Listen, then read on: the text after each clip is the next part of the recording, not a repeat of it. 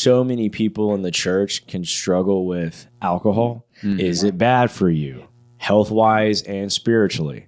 I've always had this question all the way up until, a really respected pastor that I love has a couple whiskey drinks, Yeah. And I'm like, okay, because I have suffered from alcohol abuse. There's been a time in my life where I didn't drink, like when I was working for Doug, and it scared the crap out of me. Yeah. So 3 or 4 years I didn't drink. And then there was a time when I did and I overdrank. Yeah. And then now I have like a really good balance.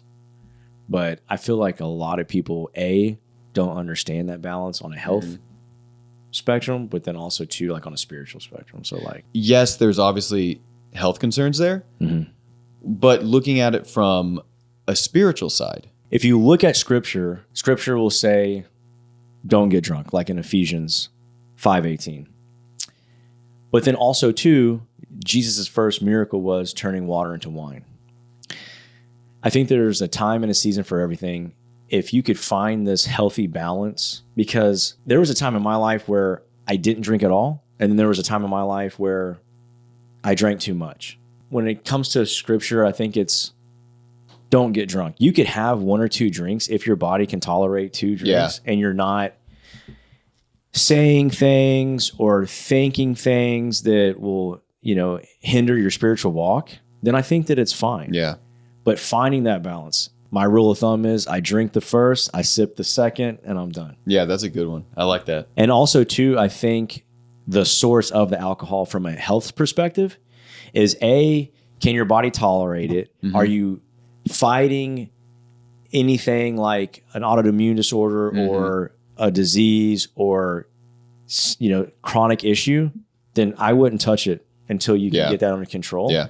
But then the source of the alcohol of if you're going to do wine, I'll make sure that it's organic, it's filtered, tannins are removed, there's no additives or there's no added sugar or anything like that. And then if I go liquor, it's normally just a clean tequila. Okay. I think also intention, right? It's like, I'm going to go out and I'm going to have a drink, but why? Do I feel like I need it to de-stress? Do I feel like I need it to kind of break away? Mm-hmm. Or am I just going out and just enjoying it? I think intention is a lot of it for sure. Yeah, because if you have the wrong intention from the get, like, I just had a stressful week. It's Friday, it's downhill. I'm going out. Dude, you're gonna over drink. And normally, like for me, if I go over 2, it's like the control on the 3rd and 4th. Mm-hmm. It's not there. No, no, not at all. I could have the right intentions. Even, sure, going into it, but it's But it's you have to have it's the intention, and then also too like just that control and who you're hanging out with, like who are you breaking bread with that night, like if you're around your like-minded friends where 1 drink or 2, it's done. Yeah. But I think a lot surrounds that. Brett, we know you don't drink. I haven't touched it we're going on 7 years now. Was that for health reasons or what was it was, my father was an alcoholic. He died that way. The problem with alcohol is where it's ingrained in our brain from a very early age, at least in my family. So my wife, she controls it really well. Her parents never touched it, never had it in the house. My dad was a liquor salesman, so it was everything. Yeah. It was in good times. It was in bad times. It was every time. It was to de-stress from work. It was this elixir that you can't touch until you're older. Mm-hmm. I thought, well, I can't wait to be 21 because then I get to drink this elixir that everybody loves when they're happy and everybody uses it when they're sad.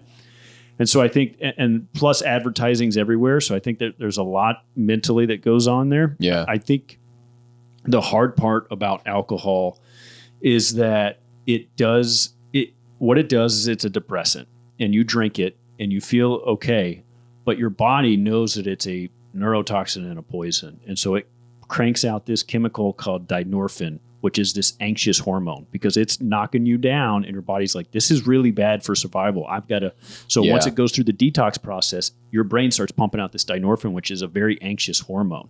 So that's where like the hangover comes in and you're short-tempered the next day. Yeah. But a lot of people don't realize that this alcohol stays in your system for approximately 21 days. And so your body's trying to get back to even, and you break the cycle, you're cranking up like this from the anxiety. And then the you only start way having to another drink. bring it back down is another drink, and Yep. you repeat this cycle. I stopped because I didn't like who I was. Yeah. I had kids. I had 2 girls. I was waking up at 6 a.m., sometimes throughout the night to take care of them. I was short-tempered. So I was like, I'm going to make a change. And then I also realized I had a very big problem with it. I would never drink before I worked on set, ever. The day before, weekdays, never. It was a weekend thing, and then that's it. Mm-hmm. I was working on Lethal Weapon, and I had like a 14-hour, 12-hour shoot the next day, and I drank probably 3/4 of a bottle of the Jägermeister. And it started with, I'm just going to have one to wind down. Yeah. And That's that problem, right? And then it kept going, and I didn't even waste time with a glass. I just pulled it out of the freezer and kept pulling it out of the bottle. Hard, dude. And so I'm like, and as I'm drinking it, I'm thinking in my brain, I know I shouldn't do this. This is probably a bad idea. Screw it. I'm going to do it anyway. Yeah. Yep. And when you can't get past that, when you know it's bad and you do it anyway, that's when you have a serious problem. Yeah. And so I spent all day in my trailer that day, and I went to Barnes & Noble and I bought a book called This Naked Mind. And it was this girl who wrote this book who she struggled with it.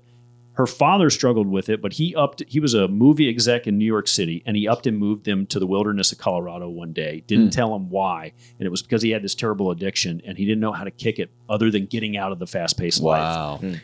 And that wasn't good enough for her. She wanted to understand like what he went through and why it worked for her scientifically. And so she wrote this book called This Naked Mind and talked about the science behind it. And I picked up the book and I read the back, and it was like, by the end of this book, you're going to be able to have a drink or not. You're going to be able to walk away, no big deal, and not feel like you're missing out. And I remembered I took 30 days off alcohol. I tried for 6 months, and I got back on the wagon again, or off the wagon, whatever it is. And I always felt like I was missing out. I always felt like, I can go out, but you guys are having so Everybody's much fun. going out and having fun, And I'm not. I was like, so I don't know if I can touch this book because I really know that alcohol's a no-go for me.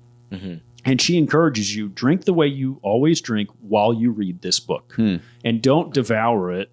Read a couple pages a day and really start to understand it. And by the end of it, you won't want to drink anymore. And I'm like, this sounds nuts.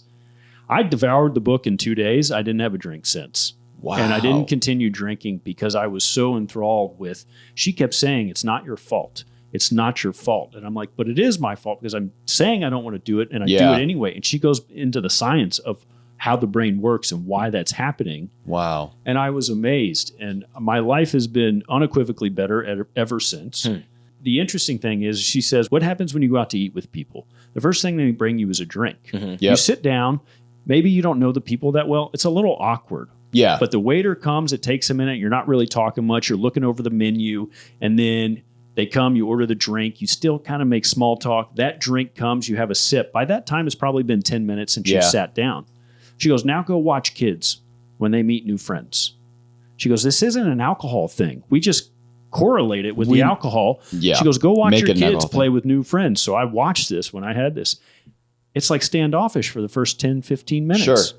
And then an hour into it, they're the best of friends. Exactly. Yeah. And she's like, it's just that moment in time, and the alcohol sneaks in and makes you believe that, oh, that's what you need to be social. Yeah. And when I quit drinking, I went to dinner parties.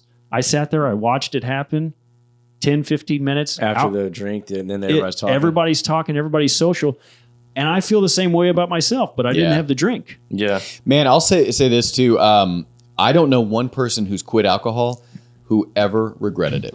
Yeah. Everybody that's ever quit just goes on and on about how great they feel, how great they look, how their mind works better, just everything. So kudos, man. That's awesome. Yeah. The way that she explains it in the book is, do you know what a pitcher plant is? The pitcher plant's this, it's a plant that kind of has an open mouth like this on both sides. And inside the mouth is the sweetest nectar you could imagine. And bees love the nectar. So what they do is they'll land on the outside of the leaf. Oh, yeah. And they will drink the nectar. And they're like, oh my gosh, this stuff's so good. And nobody's around to take it. So then they fly into the mouth of the pitcher plant. But what they don't realize is that the nectar is so sticky, they can't get out even if they wanted to. And as they're in there, the pitcher plant slowly starts closing. And as it starts closing, they start going past these dead bees. But by that point, they're like, "That it doesn't matter that because bee." They're like, "That bee got caught, but that's not going to be me. I can leave whenever I want. This is just so good. I'm going to take it until the last second." And then by the time they realize they can't get out, it's too late. It's already got them. And so she equated that to like the drunk guy on the street in Las Vegas. She's like, I can't tell you how many stories I researched where that guy had a family, a well-paying job. Oh, of course, yeah. And that's him now because he thought, I'm good. I've got everything going. That's not going to be me. Yeah, that's not going to be me. That's deep, man. Well, so yeah, you keep it in control. Yeah. No, and I commend you. Like I said, my wife, she can control it so well. And I think it's that's how I feel too. Like, I don't feel like I've ever had a problem with alcohol. Like, had instances where, I clearly drank too much. But I don't feel like it's anything that I've ever craved or used as a crutch. I think that's like the main thing, right? Intention, and then how is it being used? Are you using it because you feel like, it's a crutch and you're at dinner like you were talking about, or are you using it as a way because you enjoy it and, it's going to make you happy for the next hour kind of thing, Yeah. And when the cycle repeats itself, you're desperate to get back to baseline. Yeah. And I think that's what it is too. Yeah. Where we would go out to dinner, and when I was at a point where I couldn't get there fast enough. Yeah. Hit it hard, hit it fast, give me another one. Let's keep going. Yeah. This is great until it's not. That's true. That's true. Awesome. Finding that balance.